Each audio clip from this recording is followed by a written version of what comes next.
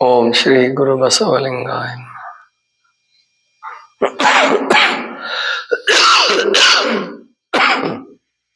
ಸರ್ವರಿಗೂ ಶರಣು ಶರಣ.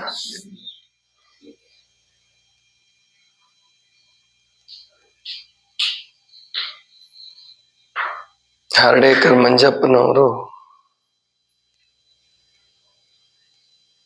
ಸಾಹಿತ್ಯ ಸೇವೆಯನ್ನು ಬಹಳ ಅದ್ಭುತವಾಗಿ ಮಾಡಿದ್ದಾರೆ. ಅವರು ಓದಿದ್ದು ಕೇವಲ 7ನೇ ತರಗತಿಯವರೆಗೆ ಅಷ್ಟೇ. 7ನೇ ತರಗತಿಗೆ ಸ್ಕೂಲ್ ಬಿಡಬೇಕಾಗಿ ಬಂತು. ಯಾಕೆ ಅಂದ್ರೆ ದುಡಿಬೇಕಾಗಿತ್ತು. ಒಂದು ಹೊತ್ತಿನ ಊಟಕ್ಕೂ ಕೂಡ ಕಠಿಣ ಪ್ರಸಂಗ. ಅವಾಗೇನಿರ್ಲಿಲ್ಲ, ಅಣ್ಣ ತಮ್ಮ ತಾಯಿ ಎಲ್ಲ ಜೊತೆಗಿದ್ರು. ಮುಂದವರು ಶಿಕ್ಷಕ ವೃತ್ತಿಯನ್ನು ಬಿಡ್ತಾರೆ. ಶಿಕ್ಷಕ ವೃತ್ತಿಯನ್ನು ಬಿಟ್ಟು ಪತ್ರಕರ್ತರಾಗ್ತಾರಲ್ಲ, ಆವಾಗ ಬಹಳ ಕಠಿಣ ಪ್ರಸಂಗಗಳು ಎದುರಾಗುತ್ತೆ. ಯಾಕೆಂದ್ರೆ ಬ್ರಿಟಿಷರು ಅವರ ಪತ್ರಿಕೆಯನ್ನ ವಶಪಡಿಸ್ಕೊಂತಾರೆ, ಅಂದ್ರೆ ಅದರ ಮೇಲೆ ದಾಳಿ ಮಾಡ್ತಾರೆ. ಆ ಸಂದರ್ಭದಲ್ಲಿ ಎಷ್ಟು ಕಷ್ಟ ಅವ್ರಿಗೆ ಅಂತಂದ್ರೆ ಒಂದು ಹೊತ್ತು ಊಟಕ್ಕೂ ಕೂಡ ಕಷ್ಟ. ಅಂತಹ ಪ್ರಸಂಗ. ಅಂತಹ ಮಂಜಪ್ಪನವರು ಶಿಕ್ಷಕರಾಗೆ ಉಳಿದಿದ್ರೆ ಅಷ್ಟೊಂದು ತೊಂದರೆ ಆಗ್ತಿರ್ಲಿಲ್ಲ. ಆದ್ರೆ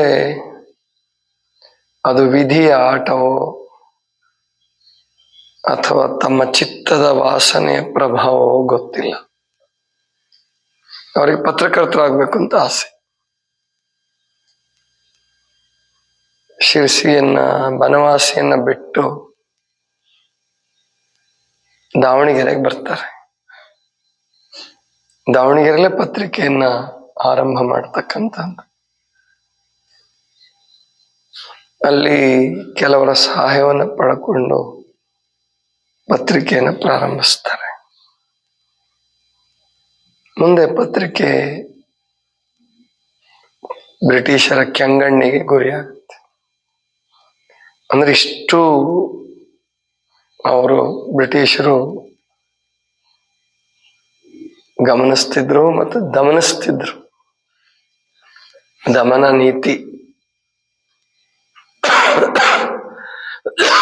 ಹೀಗಿರ್ಬೇಕಾದ್ರೆ ಒಂದ್ ದಿವಸ ಮಂಜಪ್ಪನವ್ರಿಗೆ ತಿನ್ಲಿಕ್ಕೆ ಏನೂ ಇಲ್ಲ. ಅಂದ್ರೆ ಎಷ್ಟು ಈ ಜೀವನಕ್ಕೂ ನಿಮ್ಮ ಜೀವನಕ್ಕೂ ಅವರ ಜೀವನಕ್ಕೂ ಎಷ್ಟು ಕಠಿಣತೆ ಇತ್ತು ಅವರಿಗೆ, ಮತ್ತು ಅಂತರ. ಈಗ ಸ್ವಾತಂತ್ರ್ಯ ಬರೋದಕ್ಕೆ ಮುಂಚೆ, ಸ್ವಾತಂತ್ರ್ಯ ಬಂದ ನಂತರ ಹೇಗಿದ್ದೀವಿ ಅದನ್ನ ಸ್ವಲ್ಪ ಅರ್ಥ ಮಾಡ್ಕೋಬೇಕು ನಾವು. ಬಹಳ ಹಸಿವಾಗಿದೆ ಮಂಜಪ್ಪನವ್ರಿಗೆ.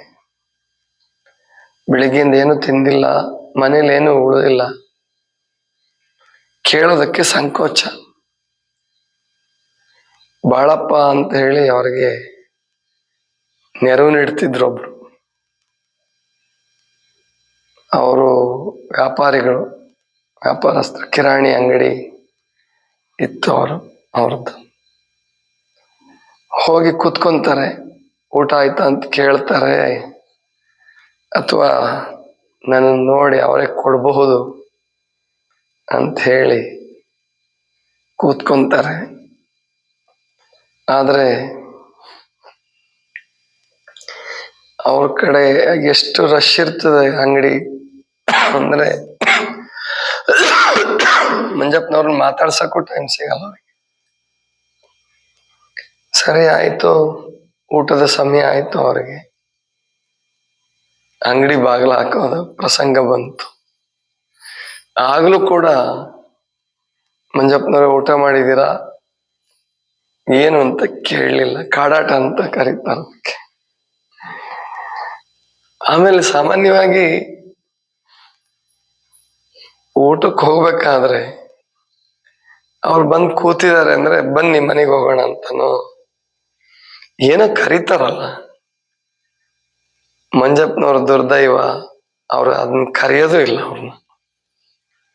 ಎಷ್ಟು ಎಂತ ಕಠಿಣ ಪ್ರಸಂಗ ನೋಡಿ.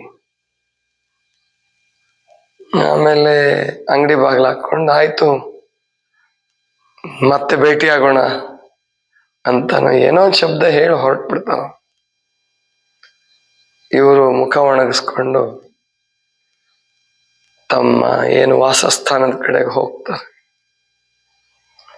ಹೋಗ್ತಾ ಹೋಗ್ತಾ ಇರ್ಬೇಕಾದ್ರೆ ದಾರಿನಲ್ಲಿ ಸುಮ್ಮನೆ ಏನೋ ಆ ಕಡೆ ಮಗ್ಳಿಗೆ ತಿರುಗಿ ನೋಡ್ಬೇಕು ಅಂತ ಅನ್ಸುತ್ತೆ. ತಿರುಗಿ ನೋಡ್ತಾರೆ. ಆಗಿನ ಕಾಲಕ್ಕೆ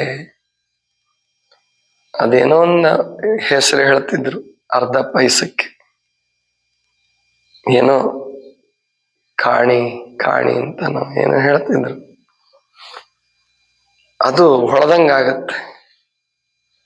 ಹೋಗಿ ಸ್ವಲ್ಪ ಮಣ್ಣು ಸರಿಸ್ತಾರೆ, ಬಿದ್ದಿರುತ್ತ. ಎಷ್ಟು ಸಂತೋಷ ಆಗತ್ತೆ ಅಂದ್ರೆ ಅದರಲ್ಲಿ ದೇವರೇ ಕಾಣಿಸ್ತಾನೆ ಅವರಿಗೆ, ಅಷ್ಟು ಸಂತೋಷ ಆಗತ್ತೆ.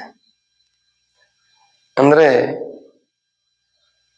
ಹಸಿವು ಅನ್ನುವಂಥದ್ದು ಮನುಷ್ಯನಿಗೆ ಬಹಳ ದೊಡ್ಡ ಗುರು. ಹಸಿವು ಅನ್ನುವಂಥದ್ದೇ ಗುರು. ನಿಜವಾಗಿ ಹಸಿವು ಅನ್ನುವಂಥದ್ದೇ ಸರ್ವಸ್ವ. ಆ ಹಸಿವು ಅಂತಕ್ಕಂಥದ್ದನ್ನ ಇವತ್ತು ಎಲ್ಲರೂ ಕೂಡಿ, ಸರ್ಕಾರ, ಸಮಾಜ, ತಾಯಿ ತಂದೆಗಳು ಎಲ್ಲರೂ ಕೂಡಿ ಹಸಿವೆ ಆಗಬಾರದು ಅಂತ ಶಪಥ ಮಾಡ್ದಂಗೆ ಕಾಣ್ತಾ ಇರೋದು. ಮಕ್ಳಿಗೆ ತಿನ್ನಿಸ್ತಾನೇ ಇರೋದು, ಮೇಲಿಂದ ಮೇಲೆ ತಿನ್ಸೋದು. ಹಾಗಾದ್ರೆ ಖಂಡಿತವಾಗಿಯೂ ಮಗು ಚೆನ್ನಾಗಿ ಅಥವಾ ವಿದ್ಯಾರ್ಥಿ ಚೆನ್ನಾಗಿ ಬೆಳೆಯಲ್ಲ. ಯಾವುದೇ ವಿದ್ಯಾರ್ಥಿಗಳ ಅಥವಾ ಬಹಳ ದೊಡ್ಡ ಸಾಧಕರ ಜೀವನವನ್ನ ಗಮನಿಸ್ರಿ. ಹಸಿವಿನಿಂದ ಯಾರು ಚಡಪಡಿಸಿ ಮೇಲ್ ಬಂದಿದಾರೋ ಅವ್ರ ಜೀವನದಲ್ಲಿ ಕೊನೆ ತನಕ ಥ್ರಿಲ್, ಖುಷಿ, ಆನಂದ ಎಲ್ಲ ಇರುತ್ತೆ. ಹಸಿವಿನ ಮಹತ್ವವೇ ಗೊತ್ತಿಲ್ಲ ಅಂದ್ರೆ ಅವನ್ ಬೇಕಾದ ಶ್ರೀಮಂತ ಆಗ್ಲಿ, ಬೇಕಾದಷ್ಟು ವಿದ್ಯಾವಂತ ಆಗ್ಲಿ, ಏನ್ ಮಾಡಿದ್ರು ಏನಾದ್ರೂ ಅವನ ಜೀವನದಲ್ಲಿ ಆನಂದ ಸಿಕ್ಕಲ್ಲ. ಅವನ ಜೀವನವನ್ನೊಂದು ಸಡಗರ ಅಂತ ನೋಡಲ್ಲ. ಹರ್ಡೇಕರ್ ಮಂಜಪ್ಪನವರು ಆ ನಾಣ್ಯವನ್ನು ತಗೊಳ್ತಾರೆ, ಒಂದಿಷ್ಟು ಸಾಮಾನನ್ನ ಖರೀದಿ ಮಾಡಿ ಅಡಿಗೆ ಮಾಡ್ಕೊಂಡು ಊಟ ಮಾಡ್ತಾರೆ.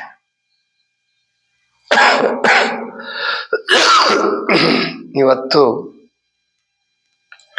ಅವ್ರದ್ದೇ ಸ್ಮರಣೋತ್ಸವ ಇಟ್ಕೊಂಡಿದ್ದಾರೆ. ಮಧ್ಯಾಹ್ನ 3:15 ಗಂಟೆಗೆ ಹರ್ಡೇಕರ್ ಮಂಜಪ್ಪನವರ ಮತ್ತು ನಾಸು ಹರ್ಡೇಕರ್ ಅವರ ಇಬ್ಬರದ್ದು ಕೂಡ ಸ್ಮರಣೋತ್ಸವ. ಆ ಸ್ಮರಣೋತ್ಸವದಲ್ಲಿ ಪಾಲ್ಗೊಳ್ರಿ. ಮತ್ತು ಅದಕ್ಕಿಂತ ಹೆಚ್ಚಾಗಿ ಆರೋಗ್ಯ ಜೀವನ ಅಂತ ಪುಸ್ತಕ ಇದೆ, ಅದನ್ನು ಓದ್ರಿ. ಲಂಘನ ಚಿಕಿತ್ಸೆ ಅಂತ ಇದೆ, ಅದ್ಭುತವಾಗಿದೆ. ಅದು ಓದ್ಲಿ, ಎಲ್ರೂ ಅನುಭವ ಮಾಡ್ಕೊಳ್ಳಿ ಅಂತಾನೆ ಕೊಟ್ಟಿರ್ತೀವಿ ಅದನ್ನ. ಅದು ಬಹಳ ಜನ ಅದನ್ನು ಓದಲ್ಲ. ಅದರಲ್ಲಿ ಬೇರೆ ಬೇರೆ ವೈದ್ಯರುಗಳ ಅಭಿಪ್ರಾಯವನ್ನು ಸಂಗ್ರಹ ಮಾಡಿಕೊಟ್ಟಿದ್ದಾರೆ. ಅದನ್ನು ಓದ್ಕೊಂಡಿದ್ದೆ ಆದ್ರೆ ಅಲೋಪತಿ ಅಂತಕ್ಕಂಥದ್ದು ಅದು ಎಷ್ಟು ತೊಂದರೆ ಮಾಡಿದೆ ಜಗತ್ತಿಗೆ, ಅಥವಾ ಆ ಪದ್ಧತಿಯಿಂದ ಮನುಷ್ಯ ಎಷ್ಟು ತೊಂದರೆ ಮಾಡ್ಕೊಂಡಿದ್ದಾನೆ. ಆ ಪದ್ಧತಿ ಕೆಟ್ಟದ್ದಲ್ಲ, ಅದನ್ನು ದುರುಪಯೋಗ ಮಾಡ್ಕೊಂಡಿದ್ದಾನೆ ಮನುಷ್ಯ. ತನ್ನ ತಿನ್ನುವ ಚಟದಿಂದಾಗಿ ಅದನ್ನು ದುರುಪಯೋಗ ಮಾಡಿಕೊಂಡು ನಾನು ಬೇಕಾದಷ್ಟು ತಿಂತೀನಿ, ಬೇಕಾದಷ್ಟು ಭೋಗದಲ್ಲಿ ತೊಡಗ್ತೀನಿ, ಔಷಧಿ ಮಾತ್ರೆ ತಗೊಂಡ್ರೆ ಎಲ್ಲ ಸರಿಪಡಿಸ್ಕೊಂತೀನಿ ಎನ್ನುವ ಭ್ರಮೆ, ಭ್ರಾಂತಿಗೆ ಏನ್ ಬಿದ್ದಿದ್ದಾನೆ ಅದು ಬಹಳ ದೊಡ್ಡ ತೊಂದರೆ ಮಾಡ್ತಾ ಇದೆ. ಅದರಿಂದ ಪಾಠ ಕಲಿತಕ್ಕಂಥದ್ದೇ ನಾವು ಮಂಜಪ್ಪನವರಿಗೆ ಸಲ್ಲಿಸುವ ಶ್ರದ್ಧಾಂಜಲಿ. ಇದಿಷ್ಟು ಇವತ್ತಿನ ಚಿಂತನ. ಸರ್ವರಿಗೂ ಶರಣು ಶರಣಾರ್ಥಿ.